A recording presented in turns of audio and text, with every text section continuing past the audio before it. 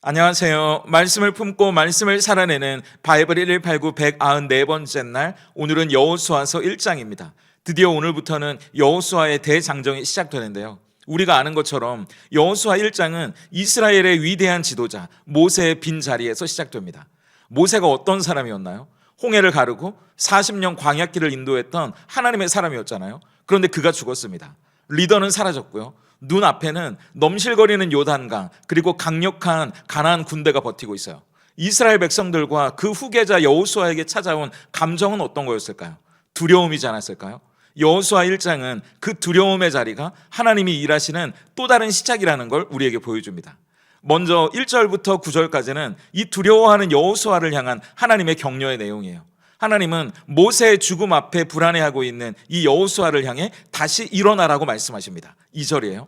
내 종 모세가 죽었으니 이제 너는 이 모든 백성과 더불어 일어나 이 요단을 건너 내가 그들 곧 이스라엘 자손에게 주는 그 땅으로 가라. 우리의 인생에도 이런 순간이 찾아오지 않습니까? 나를 지켜주던 부모님이 떠나시거나 평생을 바쳤던 직장에서 은퇴하거나 건강을 잃어버리게 되는 그런 순간들 말이죠. 그때 우리는 아마 이제 다 끝났어 라고 말할지도 몰라요. 그런데 하나님은 아니라고, 이제 거기가 우리가 일어날 자리라고, 이제 우리가 일어날 차례라고 말씀하시는 겁니다. 그러면서 하나님은 말만 하지 않고 분명한 약속도 함께 주세요. 3절을 보세요. 내가 모세에게 말한 바와 같이 너희 발바닥으로 밟는 곳은 모두 내가 너희에게 주었노니. 여기서 주었노니라는 말은 미래형이 아니에요. 완료형입니다.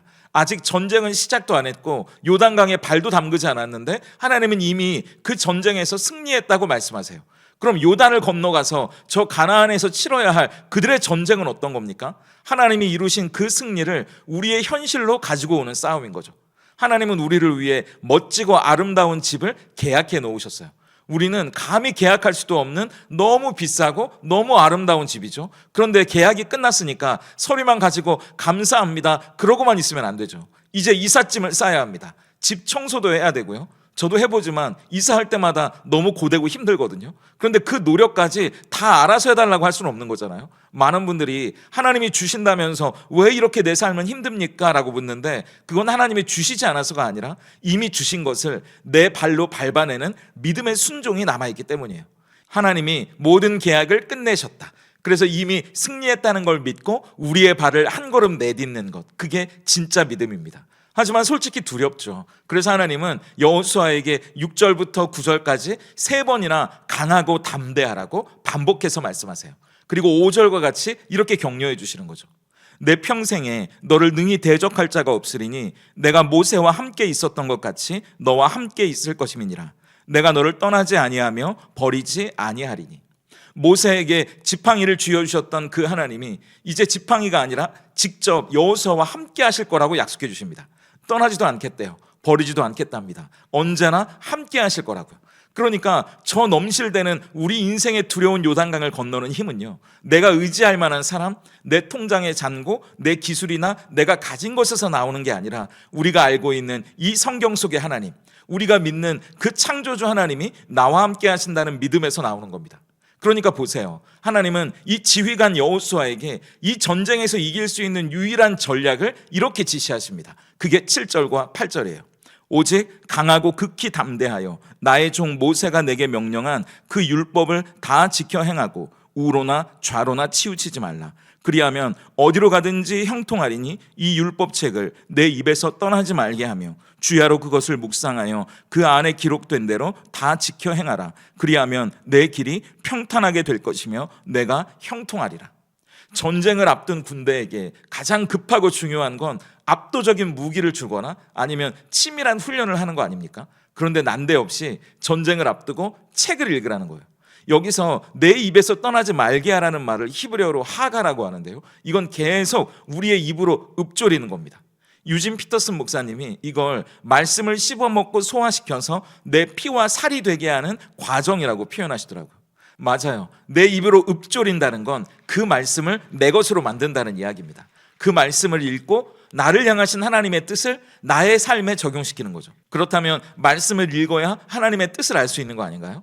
이스라엘을 지키시고 인도하시는 지휘관은 모세도 아닙니다. 여호수아도 아니에요. 하나님이십니다.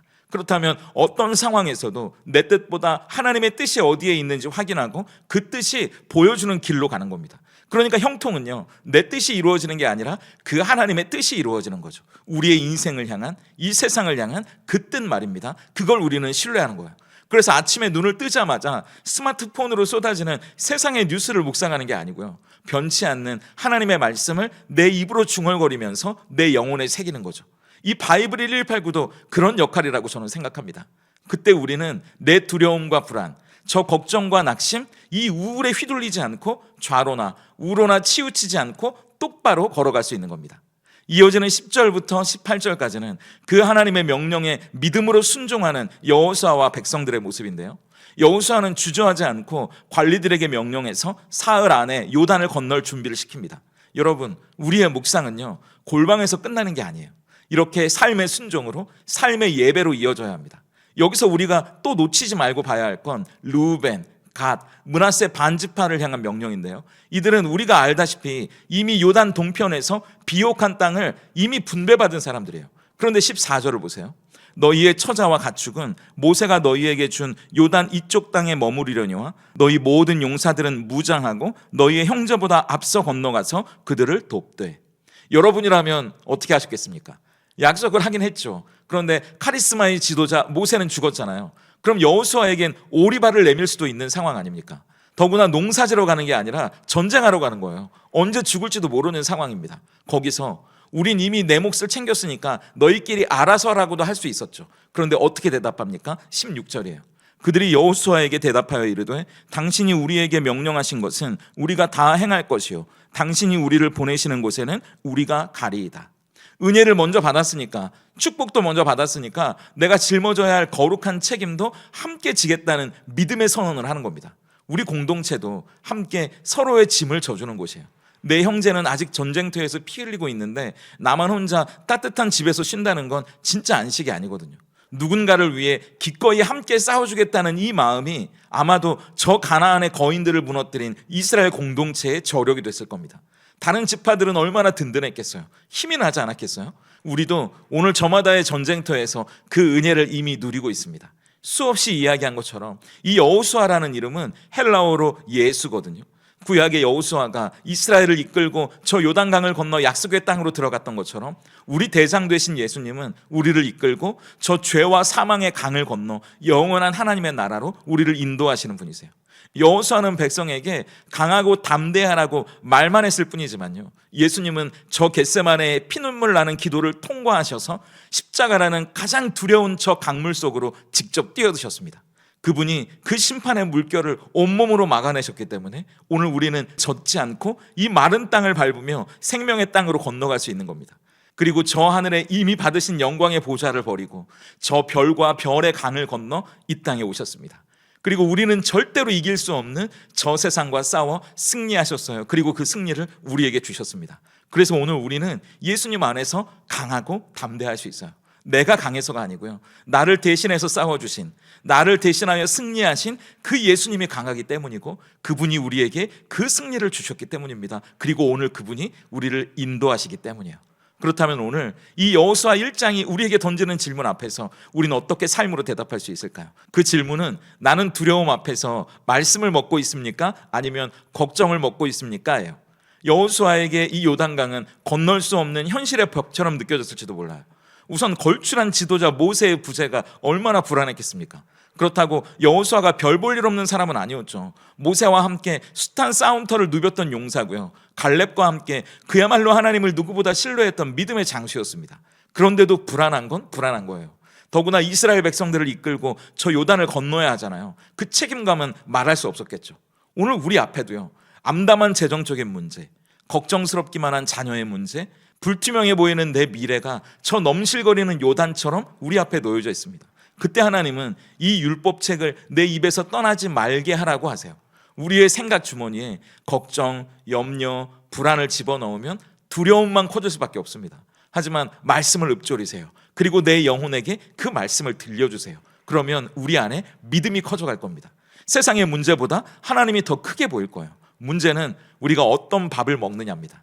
하나님은 다윗에게 대적들 앞에서 은혜의 상을 차려주시겠다고 말씀하셨는데, 오늘 저 삶이라는 전쟁터 앞에 나가는 우리 앞에도 말씀의 상을 차려주십니다. 든든히 먹어야 배심이 생기니까요. 엉뚱한 걱정과 염려로 우리의 머리를 채우지 마시고요, 하나님의 말씀으로 가슴을 채우세요. 그래서 우리와 함께 하시는 하나님, 우리를 인도하시는 하나님과 함께 담대하게 이 하루를, 또 이 한 주를 시작하는 저와 여러분이 될 수 있다면 좋겠습니다. 함께 기도하겠습니다. 역사의 주관자가 되시며 우리의 영원한 대장 되신 하나님, 모세가 떠난 두려움의 자리에서 여호수아를 일으켜 세우신 것처럼 오늘 불확실한 현실 앞에 서 있는 저희를 말씀으로 일으켜 주시길 기도합니다. 우리를 두렵고 불안하게 하는 저마다의 요단강 앞에서 주저할 수밖에 없음을 고백합니다. 그때 내가 너와 함께 하겠다는 임마누엘의 약속, 저 하늘의 별을 넘어 우리 대신 싸워 승리하기 위해 오신 예수님이 우리와 함께 하신다는 그 사실을 붙들게 하셔서 강하고 담대하게 또 한 걸음을 걸어가게 하시옵소서. 자꾸 우리를 흔들고 넘어지게 만드는 저 세상의 소리에 치우치지 않고 오직 주의 말씀을 머리로, 가슴으로, 입으로 묵상할 때 하나님의 뜻이 우리의 뜻이 되게 하시고, 예수님이 먼저 걸어가신 그 길을 따라 우리도 그 길을 걸어가게 하시옵소서. 나만의 성공과 안정만이 아니라 형제와 자매의 아픔도 함께 짊어지고 그 길 걸어갈 때 저 요단 너머의 기쁨도 우리 모두의 기쁨이 되게 하시옵소서. 예수님의 이름으로 기도드립니다. 아멘.